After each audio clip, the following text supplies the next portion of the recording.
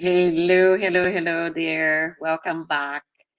And today I want to go through some of the learnings that we had in this past 3 weeks already, because this is the day 28. So just two more days to go. And I cannot even believe that I've managed to go up to here with this challenge. So, to refresh your memory about this challenge and why it's important to be talking about bias, because we all talk about bias at work and beyond work, and we all declare being biased sometime in our lives.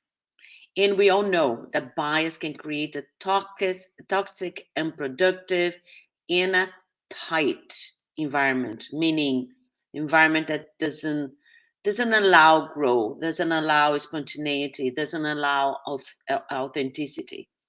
And we all agree that bias is one of the reasons we don't have more diversity in the workplace.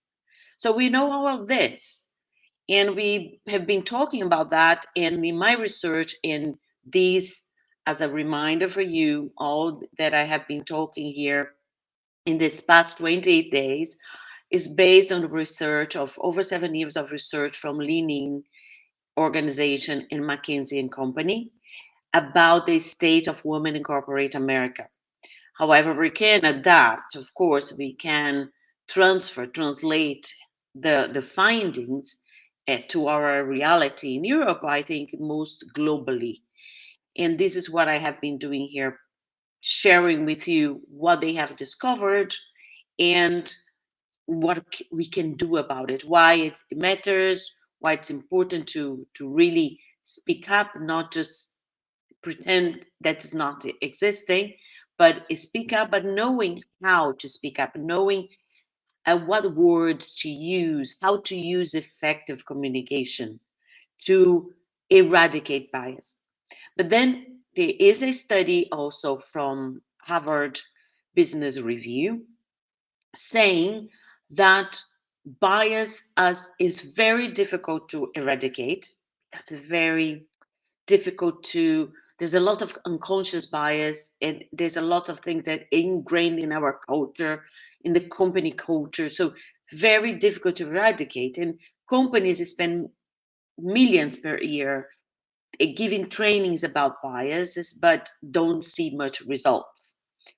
However, one thing they say that everyone can do is to interrupt it.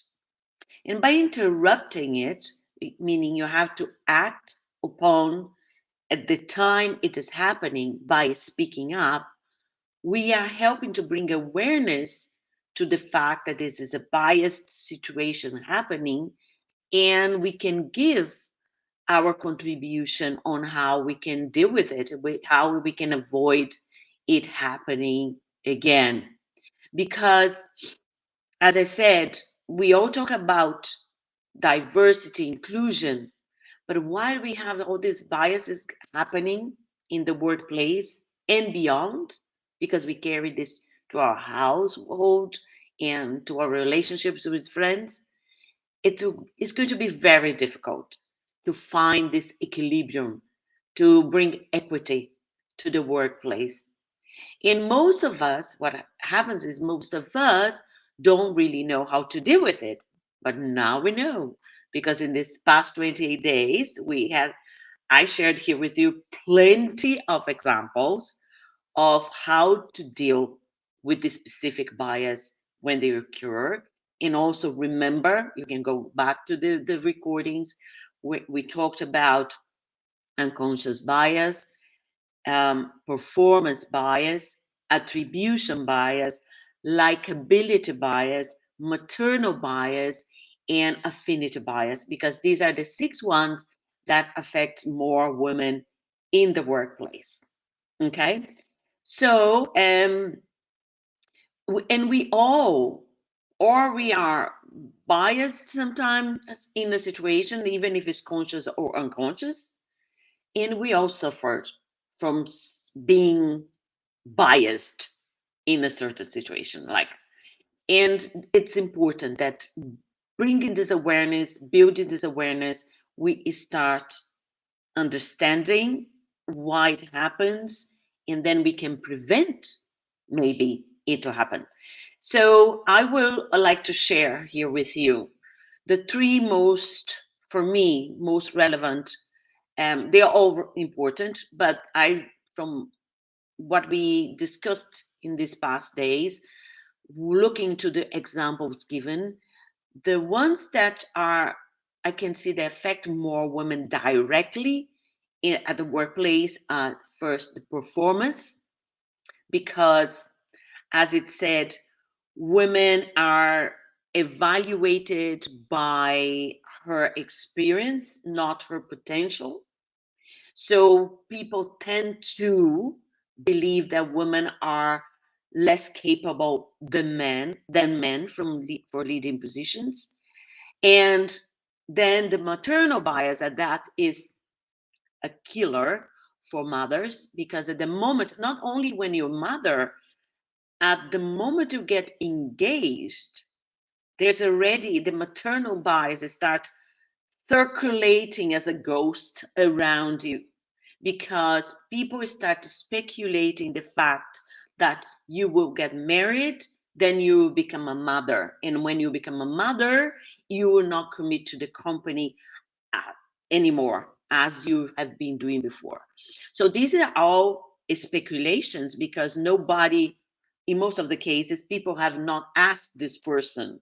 And in the examples given, if you remember, if you go back, there were several examples saying when someone was offered a promotion, or in a meeting of managers, or in a hiring managers committee, and where a mother was suggested for certain promotion, for certain advance advancement in her career, someone would point out, oh, I don't think she is suitable for that, because she's a mother and she has family responsibilities, or because she got engaged and her head is somewhere else, and she might become a mother one day, or the fact that she's pregnant, or she just had a baby, or even because she's a mother, she might not be able to attend events.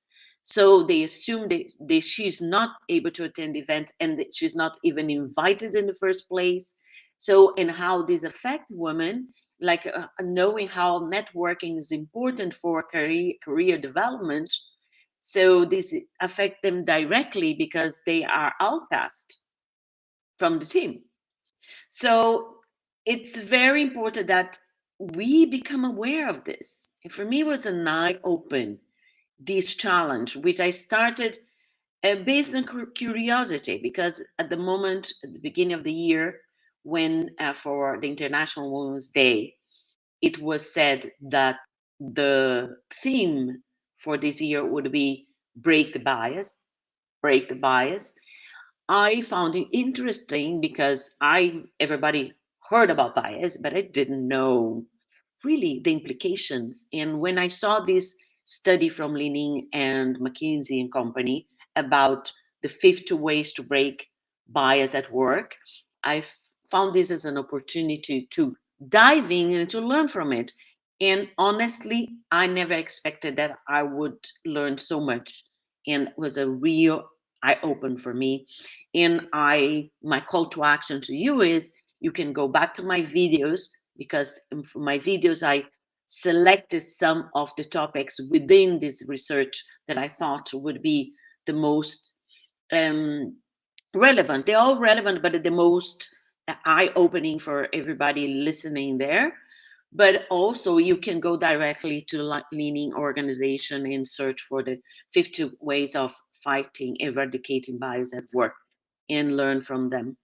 And another thing that is important for us to remember here is that bias isn't limited to gender. When we think about bias, because most people don't know much about it, they think about this. Oh, the bias is always about gender. No, people face bias due to their race, sexual orientation, disability, and other aspects of identity. And the compounded discrimination can be much greater than the sum of its parts. This is called the intersectionality, and it can impact any situation.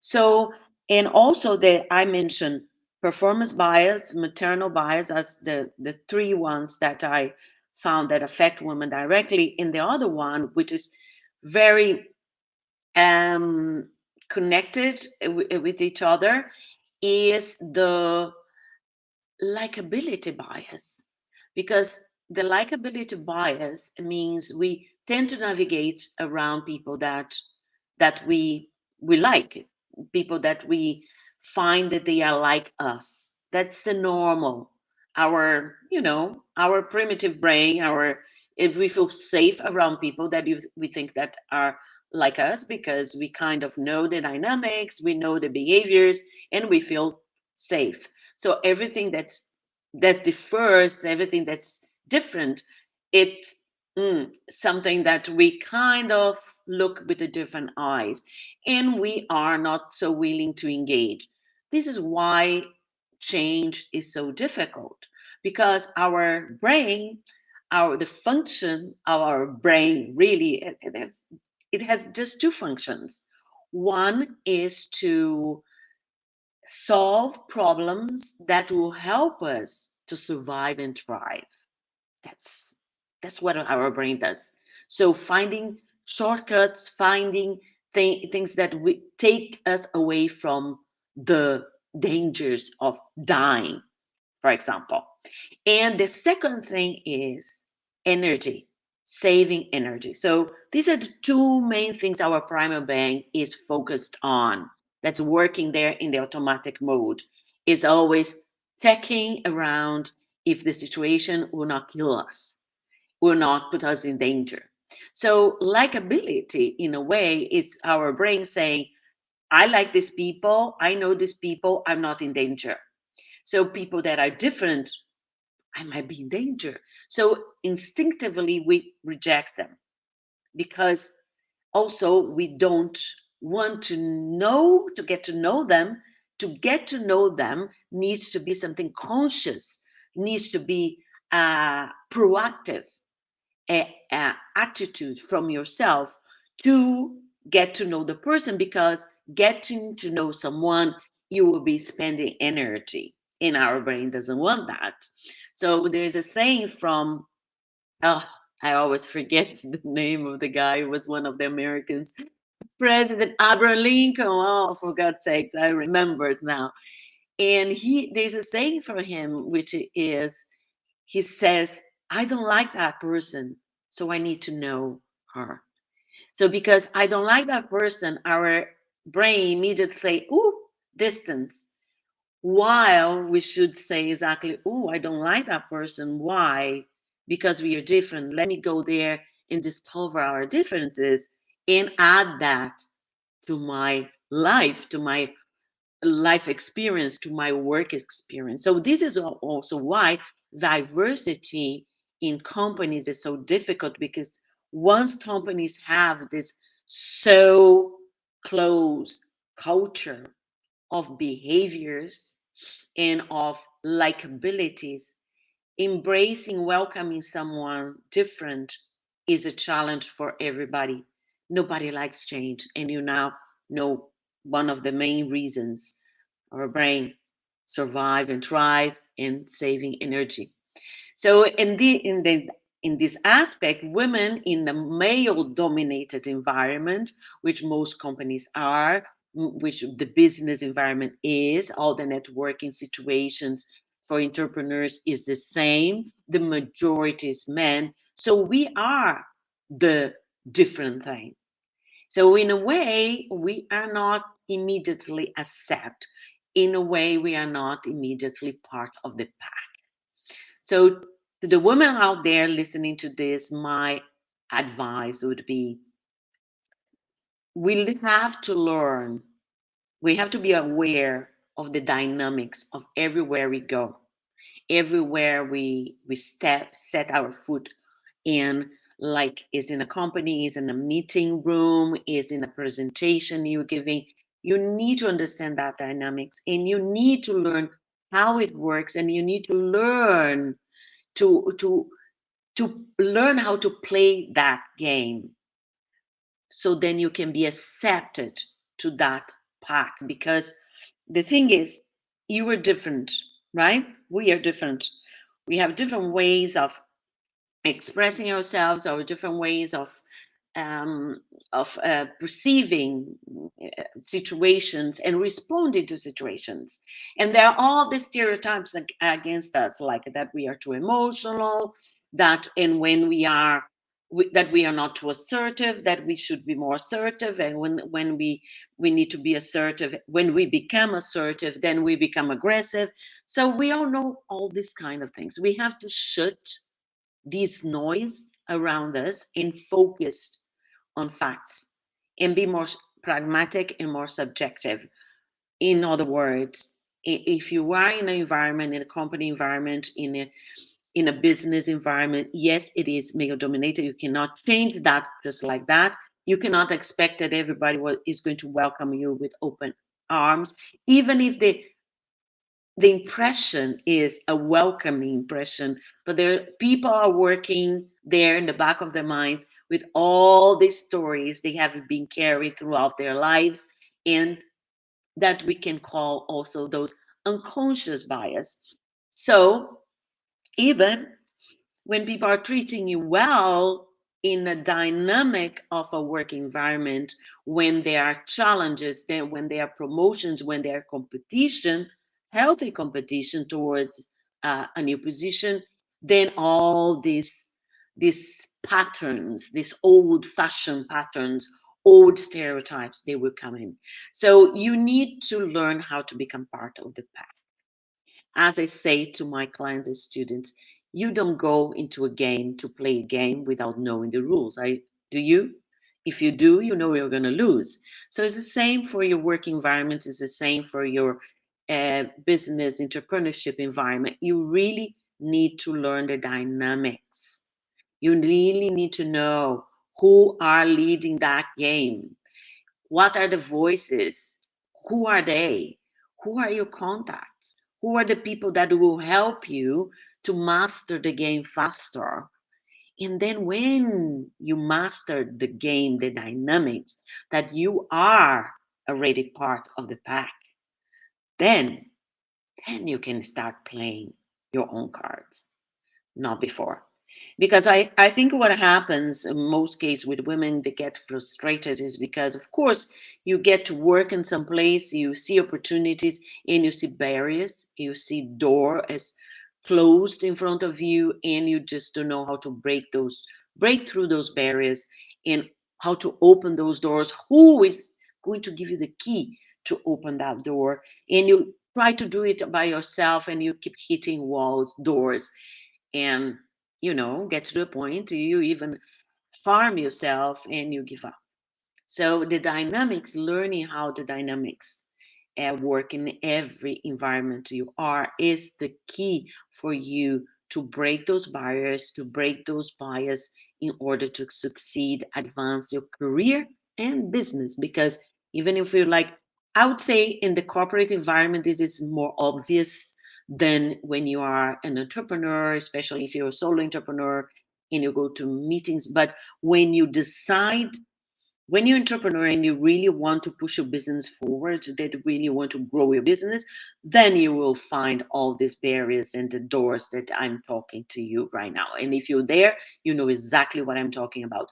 So knowing that bias exists isn't enough. Bias is only one of the barriers women face in the workplace.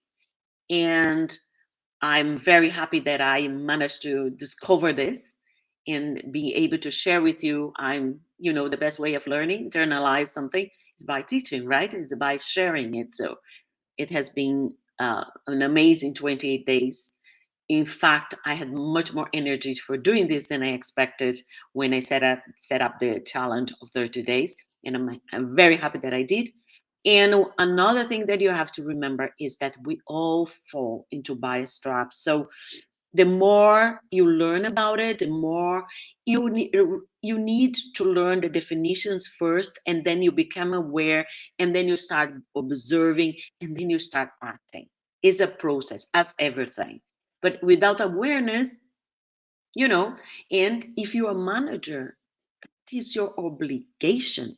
If you're in a leading position, that's your obligation because, as I said here, we all fall into bias traps. And if you are the one with the voice to decide if someone moves forward in their careers, if someone is the person to get certain promotion, if someone really deserves certain raise of salary, you really have to watch yourself if you're being subjective in your evaluation and in your decision making, if you're not falling into bias traps. Okay, so that is what I wanted to share with you here today, and I hope you have enjoyed it, this 28 days, and then we have 2 more days to continue. And I will see tomorrow. I might talk about bias in the networking environments. There are a couple of topics that still into the bias that we can discuss further. And I wish you all the best, and I wish you learn from this. Don't just ignore bias because it is blocking your path to advance in your career, in your business. And if you learn from it, if you learn how they manifest, if you are able to identify, become a voice, because being silent, it doesn't help. There's no such a thing as a silent leader. If you're a leader in your team, if you are someone who wants to progress in your career, to build your credibility and your authority, you need to start speaking up. So, this is why it's important to learn how to use effective communication to break barriers, not bias, and not only bias, but other barriers in your work environment, workplace, and beyond, so you can advance your career in business and achieve the goals that you deserve to. That's all for me for today. And I wish you a good Sunday. Today is a Sunday. So see you tomorrow.